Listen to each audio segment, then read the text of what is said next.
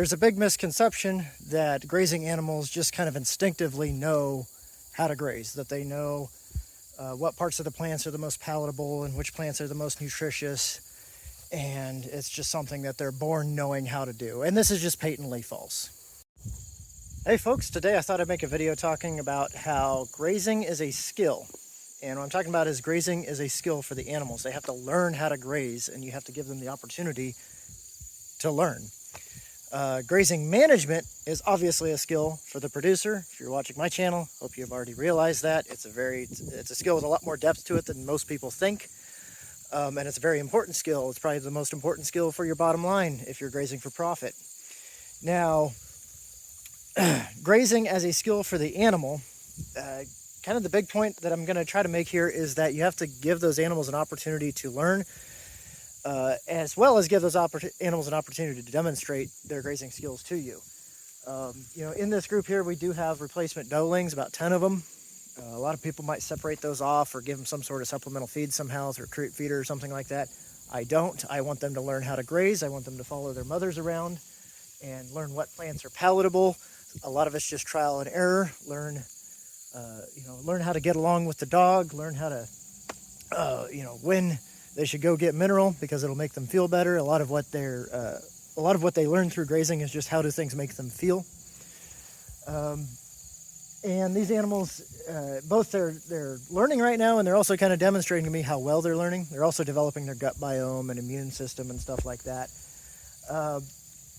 And they're able to demonstrate those skills to me so I can make better retention decisions later when they're yearlings, because I won't necessarily keep all of them. The thing to think about is, let's say I did take these replacement doelings and I did put them in confinement or just put them on supplemental feed, maybe on a separate pasture or something like that. That's interrupting their ability to learn how to graze and to demonstrate their grazing skills. And then, next year when it comes time to put them out on pasture, I wouldn't be very surprised if they suddenly didn't do very well compared to last year's yearlings, who are all fat as ticks out here. They're all very high condition score because their grazing skills are very well developed, and they are very skilled at this.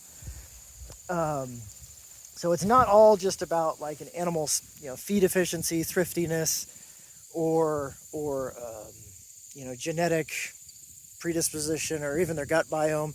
A lot of it has to do with that animal's actual skill at being able to identify nutritious plants and palatable plants, and maybe plants that contains a certain enzyme or mineral or something like that they are deficient on, and when they eat that, it will make them feel better. So I'd really implore you that if you're trying to do a grazing operation, you really gotta respect the fact that grazing is a skill and that those animals need time to learn how to graze. And if you give them that time and that opportunity, they're going to do a lot better for you. If a good example is, I have billies that are on dry lots year round, because that's just how I'm having to operate right now. And I put those out during breeding season.